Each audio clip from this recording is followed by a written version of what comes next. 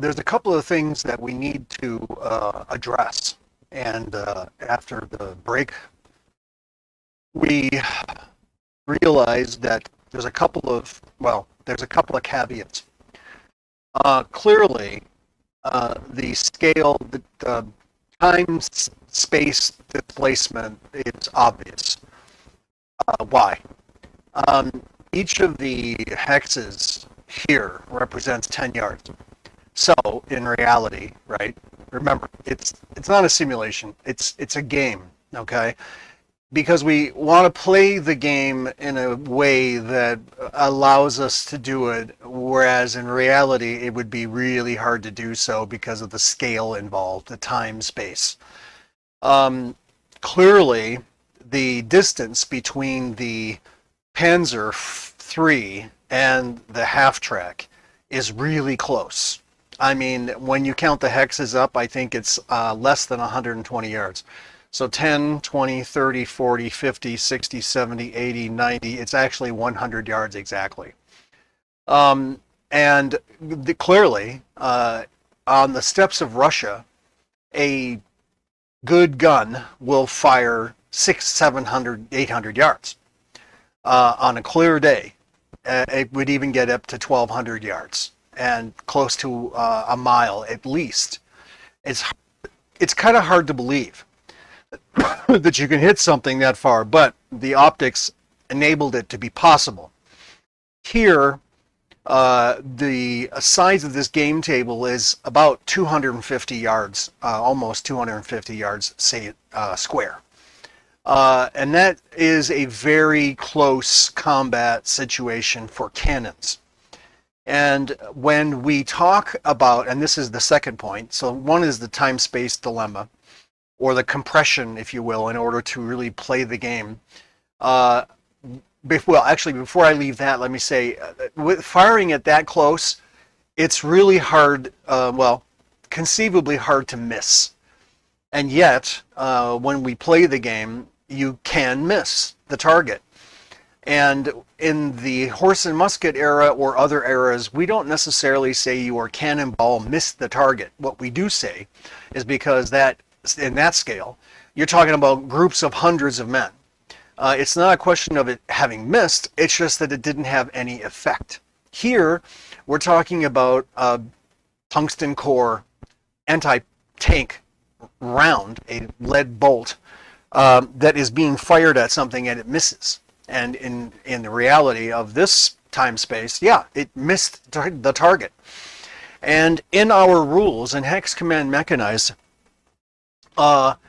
you may notice that when we, at least traditionally, when we fire high explosive, we don't bother measuring the range because we say that it's almost unlimited.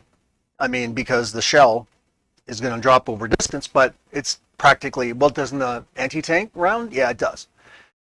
We measure and we count and we roll to hit when it comes to anti-tank, but when it comes to high explosive, we don't. We simply say, and it may be obviously a wrong thing to say, that when you fire high explosive to a location, it just hits there. Well, what is the hit there maximum, or what is the range? But we don't normally say the high explosive has a limited range because it's never that case. The table is never big enough for the high explosive shell to lose much velocity, I should say, and drop to a degree that it becomes inaccurate. But we automatically allow high explosive rounds to hit their targets. So a player might say, wait a minute, I'm firing anti-tank and I have to roll to hit. And we go, yeah. Well, if I fire high explosive, it automatically hits what I'm aiming at, right? And we say yes. So that is true. And because of that, we almost regret saying that you don't have to roll to hit with high explosive. The high explosive round is going to land where you wish it to land. If it's a hexagon 150 yards away, that high explosive round is going to hit there and case closed. So within a 10 say a hex, right? 10-yard space, that high explosive has an effect. Anti-tank, you really aren't going for an explosive effect to a 10-yard sphere or area. You're going for an exact pinpoint hitting of the object. And therein lies the difference. That is why high explosive rounds hit where you want them to hit. You don't have to roll to hit the target or the hexagon. And one might say, well, then we should probably roll to hit for high explosives as well. Well, in the old days, when we had the rules company command, we did that. And when the Hex Command series began, or its life from the editing of Company Command, there were certain compromises that we had to make, and that turned out to be, not by deliberate means, but just turned out to be one of them that we made. So, when you're playing Hex Command Mechanized, or even when you're playing Hex Command Nova, for instance, the futuristic version, if you're firing high explosive and you think you should be rolling to hit, then roll to hit. It doesn't really, well, it does make a difference, but that's up to you. Now, also, when we talk about the range bands, we use bands of 4 hexes for cannons. Technically speaking, those bands should probably be like 8 or 10, or in other words, 100 yards each for the bands. Well, 100 yards is 10 hexes. Ergo, any gun is going to go automatic 10 hit. I mean, automatic, the band is automatic. That's the first band, and it's 10 hexes, automatic hit. The next 10 hexes would be color, which is blue on the die. The next 10 after that is code, which is red. And then the next 10 after that is you have to roll a star on this symbol dice, right? So what are we talking about? 10, 20, 30, 40 hexes. And at 2.5 inches on average, forgetting about the fact corner to corner might be a slightly bigger distance, but let's call it 2.5. That's a big table. So that's a big table, and you see where I'm going. So that's why things happen the way they do. Okay, so where does that leave us? Well, you could do what you like. You could make those bands as big as you like, but consider this. What is the effectiveness of small arms? The effectiveness of small arms, is it more than 100 yards? Snipers? Sure. But the effectiveness of an American rifle, what is the actual good range, remember, in combat? Not on a golf course, not sitting in a library that's 100 yards long. So you're outside, and there's noise, and there's nervousness, and a lot of things are happening, and you're scared of being killed. Is the range of the effective range of being able to find something in the crosshairs and shoot it? Well, no, the sniper crosshairs, okay, the little stick of the rifle that's coming up on the end of the barrel. Is that going to be 100 yards? In other words, is that 10 hexes? Well, some people out there know for certain, but not a lot of people know for certain about when it's a situation of combat and there's noise. And you're being screamed at and shot at the same time, and everything else is happening around you. So, it almost stands to reason that a 10 hex range is just about, 100 yards is just about right. Practical, in a practical sense. I can't imagine a 200-yard combat situation where you're firing at a range of 200 yards and trying to hit something. You're probably not. At least, as I don't own a weapon of the era, I don't know. But even in the American Civil War, as an example, horse and musket era, you had 400 guys firing at 300 yards. What kind of damage is caused? How effective are those mini balls at 400 yards? How many men will it take to cause how many men to fall? Okay, so these are the statistics. This is the math of wargaming. So when it comes to our situation in Hex Command Mechanized at the World War II era, we're talking about 100 yards. That seems to be just about right for effectiveness. All right, so let's move on from there. What we're looking at here now is the continuation of our mini scenario that we just put the men out, and we're getting now into turn number 2. But there's one thing that I wanted to mention, and that ergo is the reason for this addendum, or if you will, another episode of this series. When the opponent on this battlefield sees a group of men, that's one thing. But then those group of men kind of fade into the surrounding countryside. What happens? What do you see now? And the Panzer commander might have said, oh, I saw some American guys jump out of that half-track, and, well, I don't really see them now. Why don't you? Well, because of all the stuff in the way. The terrain, right? He doesn't really see them. They're hiding. They disappeared. They dissipated. But on the game table, again, the time-space, delusion. What do we know? We know what we see, and we see these guys behind the hedge, right? Is it possible that those guys would even know that those guys are there now, that they've jumped out? The answer is no. They can suppose that those men are there, but they don't know for certain until the guys fire. They give away their position.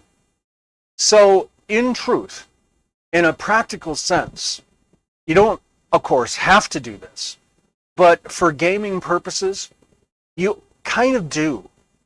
You have to replace things that have disappeared with representative markers on the game table, so that when something gets behind cover, like the Germans over here behind that tank, now the Americans saw them, and then they jump behind the tank, and now they don't really see them that much. They're watching, they're looking, but they're being shot at the same time. So there's a lot of confusion.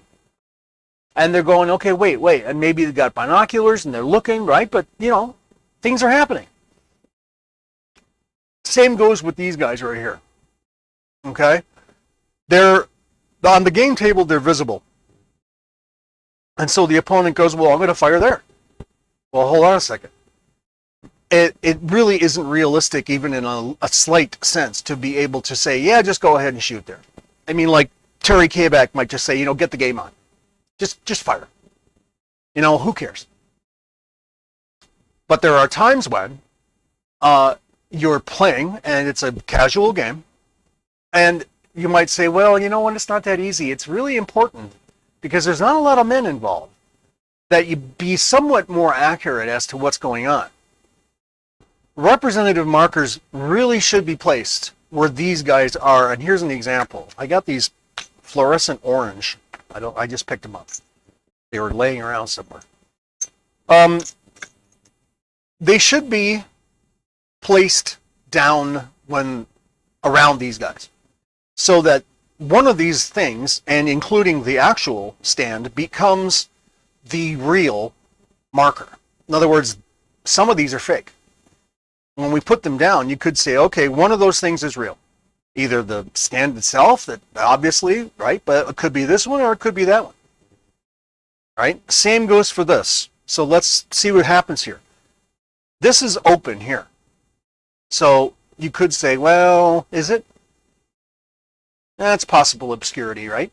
So, all right, we'll put one down there. And then we'll put one down here, because they could be there as well. The German player, the opponent, doesn't really know. But you can't allow the opponent to say, I know where they are. They're right there. Look at. Because you really can't do that. That isn't really that fair, and it doesn't really make sense. Because those guys, they survive because of stealth and hiding. That's the whole point, right? So in order to do this, you'd have to say, okay, this is squad 212, right? Second squad, first platoon, second company. This should be marked 212, 212, and this one here is 112, so 112 and 112. That's technically what should happen. So that the person who's firing to that location says, okay, I'm going to fire to that guy. And you go ahead and you go through the procedure for shooting that guy. If it's fake, if it's real, it doesn't matter. That's what the roster card's for. Because you still put down, as if you're doing it, like you pretend, right? Okay, I'm going to record a hit. Yes. Oh, good shooting. Yes. All right. Okay. And then the next shot. Yeah. Okay. Good. Yeah. Good. Right? But all along, you know, because you've marked it on the roster card, that the real stand is, you know, A, B, A or B. Or C being the real thing, right? The actual miniatures. So you write down, you know, on 112, you're going to say that, let's see, there's marker number A and marker number B. And of course, 112 is, call it marker number C. Yeah. All right. So you get the idea. That is more accurate to how the process should happen. Okay. That all being said, we're going to come up to turn number 2, and now I'm exhausted. So I'll come back, and we'll talk. The Germans, by the way, have to have those markers as well. So they just do. And as you can now, before I actually leave, you got to imagine this. The table now becomes a table of markers all over the place when things are hidden. And they're going to be hidden. They're going to be obscured. So you got all these things on the table. That is why you can choose not to do it. Because at some point you go, you know what, just get the game on. Just, you know, move it along. And go ahead and let them see and say, yeah, that's exactly where they are. I'm firing right there. Otherwise, are you going to get bogged down with all these little markers? Yeah, kind of. But it's up to you. It's up to the players if they want to do it that way. This is why we've never mentioned this before, because we don't. We just say, well, that's where they are. You know, so be it. And then we just, you know, move on. But it's up to you. And that's the whole point. So we'll come back.